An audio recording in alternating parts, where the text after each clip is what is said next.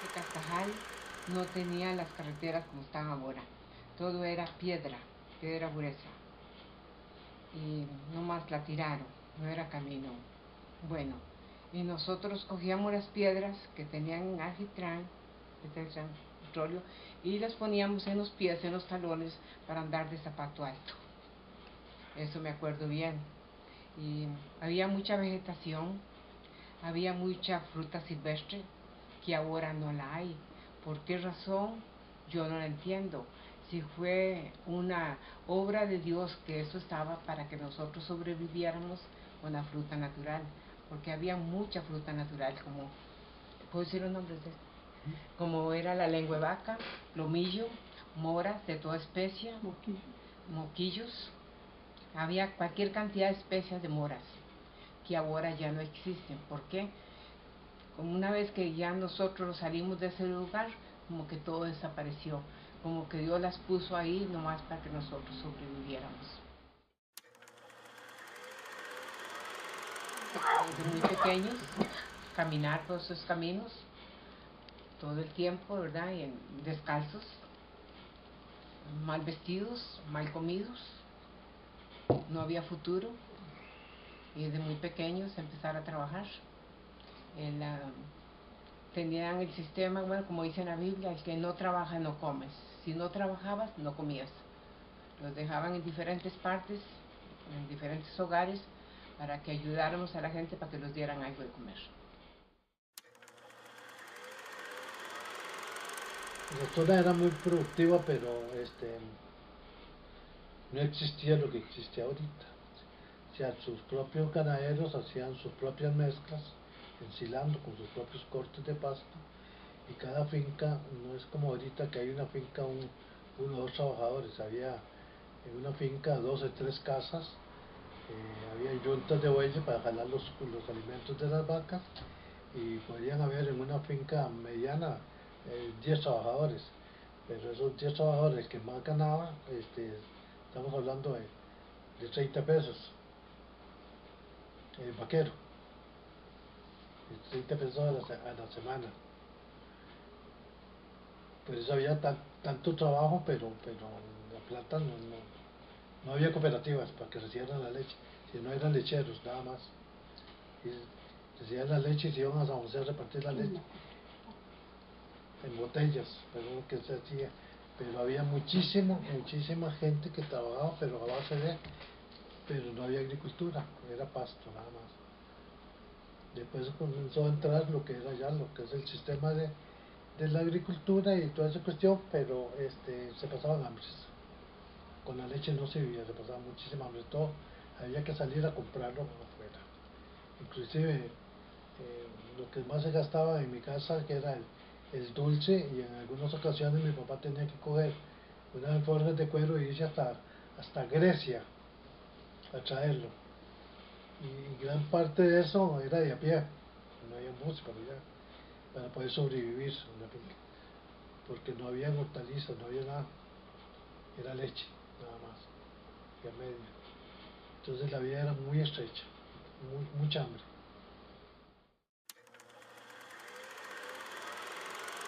En una de las fincas que yo me acuerdo que vivimos, que cuando a mí me llevaron a esa finca yo tenía 2 años, pero me acuerdo.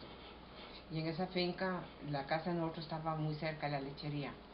Ahí habían vacas, pero el dueño de la lechería se llevaba la leche, todos los días llegaba en un jeep y se llevaba la leche, pero cuando había malos tiempos no podía entrar. Entonces mi papá tenía que hacer quesos, y los quesos los almacenaba en unas, ¿cómo se dice? Como estantes.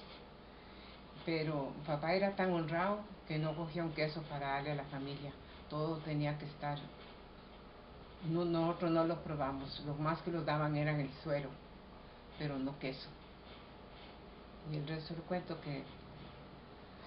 que nosotros tratamos, muy dicho, me pusieron a mí para que yo agarrara pedacitos de queso, y como el edificio lo habían hecho tan con madera verde, y cuando se secó, se redució, entonces quedaron muchas cendijas. Para mí las cendijas eran como escalera, entonces yo iba por medio de esas cendijas y pellizcaba el queso. para darle a mis hermanos y comer yo. Pero en eso me dijeron, ahí viene papá. Yo brinqué, y donde yo brinqué había un pedazo de madera, de una regla, con un clavo, y me lo metí en el pie. Y entonces ya no volví a ir a coger queso porque me dio temor.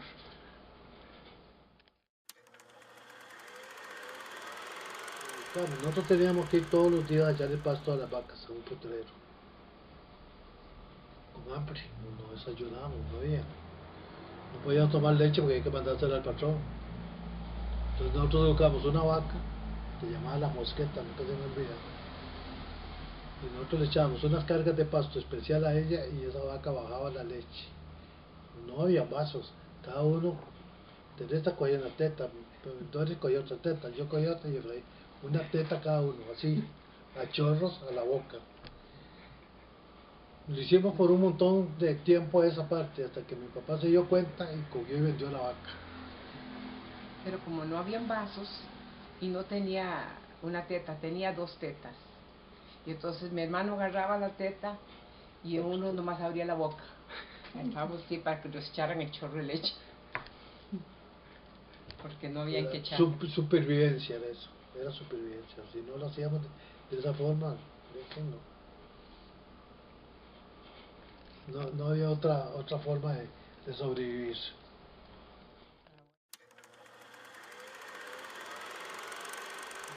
Cuando nos pusieron en la escuela, que fue poco el tiempo, nosotros caminamos como unas 2 horas a la escuela. Y cuando era el invierno, nosotros llegábamos mojados a la escuela. Algunas veces nos llegábamos a una casita que estaba cerca de la escuela y esa señora nos daba de comer algo y nos daba un agua dulce. Y nos quitaba la ropa y lo secaba en un fogón. Después íbamos a la escuela que estaba al cruzar la calle. Pero las caminadas eran tan grandes, cuando llegábamos a la escuela, por lo general siempre llegábamos tarde. Y las maestras no los querían, porque huelíamos a humo cuando nos secaban la ropa, porque no había segunda ropa para ponernos. Y así fue el tiempo de nosotros de la escuela, muy duro, muy difícil. Y las caminadas, no había como un desayuno que los dieran en la casa, en la escuela menos. Y cuando compraban un lápiz, era un lápiz partido para dos. Le iba bien al que le tocaba el borrador. El papel donde nosotros escribíamos no podíamos hacerlo muy duro porque teníamos que borrarlo para seguirlo usando. Las maestras no ponían cuidado. Después hubo un tiempo que el gobierno americano daba queso. Entonces nos dieron un pedacito de queso. La primera vez comíamos un queso amarillo, que le llamaban queso de cabra, pero no era verdad. Y entonces otra vez llevaron una mantequilla en unos tarros delgaditos pero grandes. Entonces nos dijeron que lleváramos una tortilla o un pedacito de pan. Cogían el pedacito de pan, la mantequilla y nomás le hacían así. No podíamos probar la mantequilla. Entonces las maestras se sentaron para ir a comer el almuerzo y entonces la escuela tenía nomás 2 cuartos. Y el último cuarto había una zanja muy grande pegando casi a la escuela. Y entonces queríamos meterlos por una ventana donde tenía la mantequilla. Entonces mi hermano se puso de 4 patas y yo brinqué arriba de él y me subí y brinqué, le hemos dicho, al cuarto. Y ahí agarraba la mantequilla para darles a mis hermanos. Y cuando oímos los pasos de la directora, y entonces pronto brinqué y brincamos todos a la zanja. Yo no probé la mantequilla, pero mis hermanos me agarraban mi mano y se ponían a lambiarla, pero yo no probé la mantequilla. Me quedé con las ganas de la mantequilla.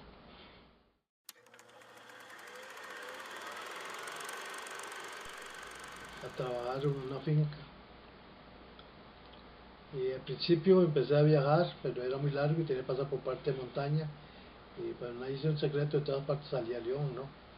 Y entonces era muy peligroso. Entonces me dijo el Señor, vángase para acá.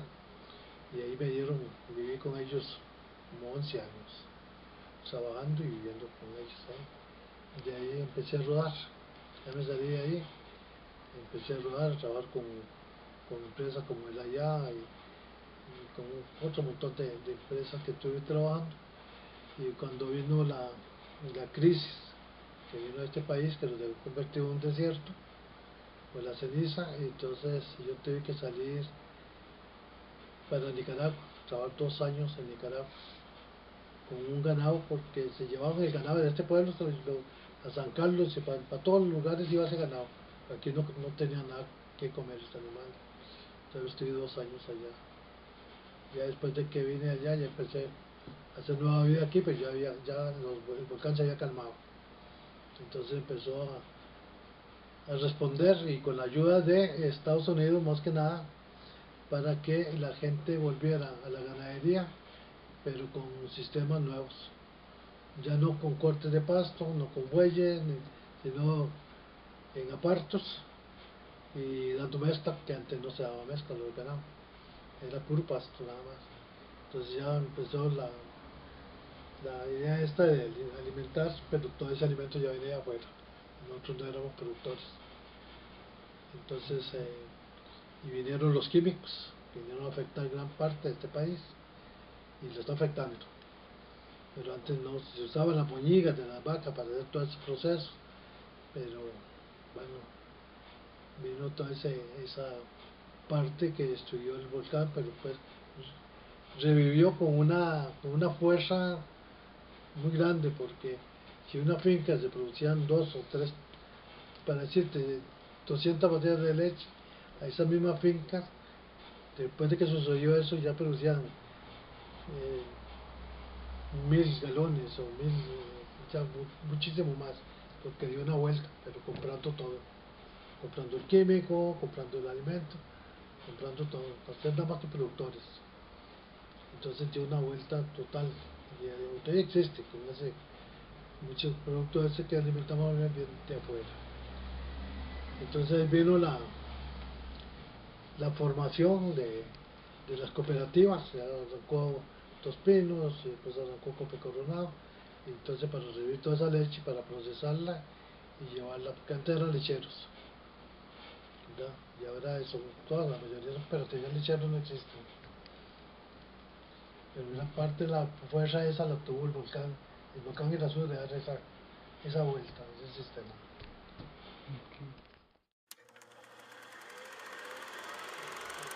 Era Eduardo Montalegre, porque como yo a Eduardo Montalegre ya lo conocía y no le había quedado mal cuando la venta del terreno de mi papá. Entonces le vendí, le compré esa finca. Entonces me dio en comisión otra parte de finca para que se la vendiera, que se la vendía a Pedro Yamonte. Entonces me gané 25.000 pesos de comisión. Entonces la finca del frío, que eran 50 hectáreas, me costó 50.000 pesos. Pero en la montaña, empecé a hacerlo y hacerla y hacerla. Haciendo esa finca, me encontré el proyecto de Laboratorio Lux, que quería reforestar toda esa finca con jauja. Entonces, como yo ya tenía una finquita ahí frente de Marichán y tenía esa otra finca, me buscaron como administrador de toda esa cuestión. Entonces yo me fui a trabajar en ese proyecto. El que más árboles he sembrado en este país, 350 hectáreas. Y cada metro, o sea, 2.500 árboles por hectárea, eso es lo que metíamos. En ese proceso fue cuando sucedió toda esta cosa, que tenía un campamento por un lado con un montón de gente, tenía otro campamento por otro lado con otro poco de gente. Entonces cuando Fabio llegó a trabajar conmigo, lo dejé en el boom con un poco de gente, no trabajando, sino planillas. Cuando Jesús llegó a trabajar conmigo, lo dejé en Fila Grande, en otro campamento de cocinero, porque ellos no estaban acostumbrados a la montaña. Y cuando Humberto llegó a trabajar conmigo, también lo dejé en el campamento de él. Y ahí tenía todo el proceso de esta cosa. Y cuando nació lo de la escuela.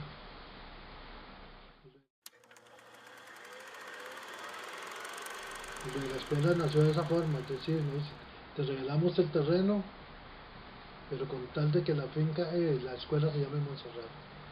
Pues, si lleva ese nombre, tenemos, entonces está bien, démoslo ya.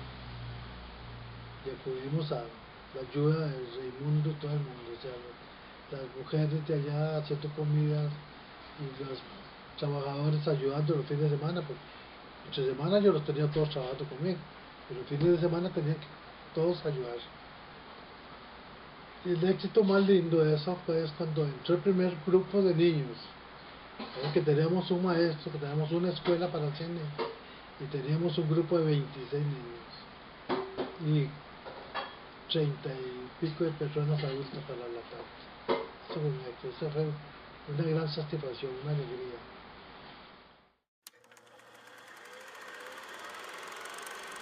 Y de ahí vino el proceso de los puentes. O sea, el que más gente del ministerio llevó a la zona fui yo, hasta el ministro lo tuve allá. Y cada persona que llegaba, influyente del diputado, toda la cuestión, llegaba porque yo los invitaba, pero tenían que aportar. Y antes era por requisición, entonces, estoy haciendo un puente, necesito una requisición por tanta varilla, necesito una requisición por tanto cemento, y lo tenías la ayuda. Eso sí, que cuando la obra se terminaba, usted tenía que decirle, mire, terminamos un puente, vamos para que usted lo vea. Y ese puente, por supuesto, teníamos unas carnitas de ternero y unas cuestiones ahí para invitar, para que los aportaran para el siguiente. Y ese fue el éxito de nosotros en esa gran tarea que nos dimos ahí. Digo yo, los inventé para hacerlos, inventé la escuela, pero tuve ayuda del pueblo. Solo no lo, tal vez no lo hubiera hecho, estuviera haciendo todavía, pero tuve una gran ayuda de toda la comunidad. Y los ganaderos, nos ponían cinchas también para que me ayudaran. Entonces todo fue un éxito. Y yo pienso que en este país, o en cualquier país, si la gente se propone, no hay que recosársela a la municipalidad ni al gobierno, hay que hacerlo, porque viene, termino toda esa cuestión y hago los caminos a camino a iglesias, y yo tenía la maquinaria, arreglo un terreno para el centro agrícola aquí para que hicieran la feria, yo tenía la maquinaria para hacerlo, y figuren ustedes que, y yo bueno, cuando se arrimó Guillermo Rojas y me dice, el Macho Solís me dice, no pueden ayudarlos ustedes un toquecito, el puente Río Macho se cayó, ya no se puede pasar con la leche. Me lo llevé a ellos al ministerio y recogimos los materiales del ministerio y se vino, hicimos el puente. Esos puentes me lo agradecen por vida también, porque si no, no se hubiera hecho. Pero es así, metiendo la comunidad a trabajar. No es que yo pensé hacerlo y que yo lo estoy haciendo, sacarle provecho a toda la comunidad, a los ganaderos, a todo, fue lo que hicimos allá. Un gran éxito y un trabajo para un montón de años. Ese trabajo la gente me decía, aguantará, meta las vagonetas. Metíamos la vagoneta, la maquinaria, no se movieron, ahí están. Y me quedó como una enseñanza el tipo de puentes que yo hice ahí. Porque mucha gente me ha pedido, ¿cómo es que hiciste esos puentes? Diseñármelo. Yo solo diseño y lo van a hacer en cualquier otro lado, porque aprendí mucho de esa parte. Adiós, gracias. Cuento el cuento, estoy aquí todavía en esta cuestión, pero yo llego a Montserrat y la gente se alegra ahí. A mí no me falta dónde quedarme, o almorzar, o tomar café, por cualquier parte paso, porque la gente está agradecida. ¿Entendés? Y esa sí la dicha en Montserrat, esa es la historia.